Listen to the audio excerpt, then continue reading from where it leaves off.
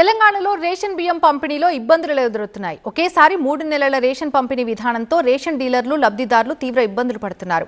ఒక్కో కార్డుదారుకి బియ్యం పంపిణీకి 6 సార్లు తూకం వేయాల్సి వస్తోంది. 6 సార్లు తంబు కూడా వేయాల్సి వస్తోంది. ఇక అదే సమయంలో సర్వర్ డౌన్ సమస్యలు కూడా వస్తున్నాయి. ఉదయం నుంచే రేషన్ షాప్స్ దగ్గర వినియోగదారులు క్యూ కడుతుండడంతో ఉదయం 40, సాయంత్రం 40 టోకెన్లు ఇస్తున్నారు రేషన్ డీలర్స్. కొత్తగా తీసుకొచ్చిన సాఫ్ట్వేర్ అప్డేట్ వల్ల బయోమెట్రిక్ మిషన్స్లో సమస్యలు ఎదురవుతున్నాయని, అందువల్ల బియ్యం ఇవ్వటంలో లబ్ధిదారులకు ఆలస్యమవుతుందని షాప్ నిర్వాహకులు చెప్తున్నారు. గంటల తరబడి నిలబడి బియ్యం తీసుకుపోతున్నామని లబ్ధిదారులు చెప్తుంటే సమస్యల్ని గుర్తించాం, తొందరలోనే పరిష్కరిస్తామని అధికారులు చెప్తున్నారు. హైదరాబాద్ నుంచి మా కరెస్పాండెంట్ నూర్ మరిన్ని డీటెయిల్స్ అందిస్తారు.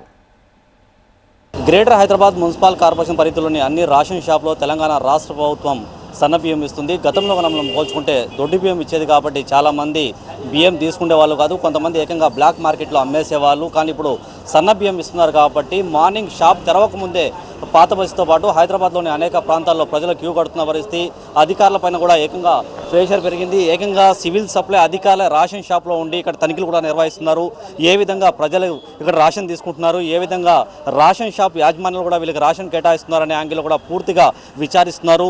సార్, మీరు ఏకంగా షాపులో కూర్చొని మిషనరీస్ కూడా తనిఖీలు చేస్తున్నారు, చాలామంది ప్రజలతో కూడా మాట్లాడుతున్నారు. వాళ్ళు ఏం చెప్తున్నారు సార్, ఎక్కడ ప్రాబ్లం వస్తుంది?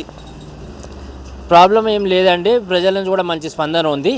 కాకపోతే ఏంటంటే ఒక్కొక్క కార్డ్ హోల్డరు 3 నెలలకు సపరేట్గా ఏలుముద్ర పెట్టాలి. దాంతోపాటు మనకు బ్లూటూత్ కనెక్షన్ ద్వారా ఏదైతే పేమెంట్ చేయాలో దాని మీద కొంచెం టైం పడుతుంది. ఎందుకంటే మనకు స్టేట్ ఫుడ్ రైస్ సపరేట్గా ప్లస్ నేషనల్ ఫుడ్ రైస్ అనేది సపరేట్గా రావడంలోని కొద్దిగా ఒక్కొక్క మనిషికి 10 నుంచి 15 నిమిషాల టైం పడుతుంది. దాంట్లో ఏంటంటే జనరల్గా వచ్చే పబ్లిక్ కూడా స్టాగ్గాన్ అవుతున్నారండి.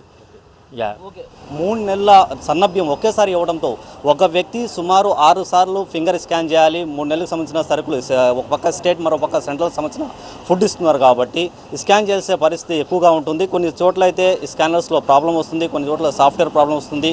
ఇది అన్నింటినీ మేము ఐడెంటిఫై చేస్తాం, అతి తొందరలో కూడా ఇది సాల్వ్ చేసే ప్రయత్నాలు చేస్తాం అనేది కూడా అధికారులు అయితే చెప్పుస్తున్న పరిస్థితి. Cameraman Srikanth, Noor Mohammed, TV9 Hyderabad.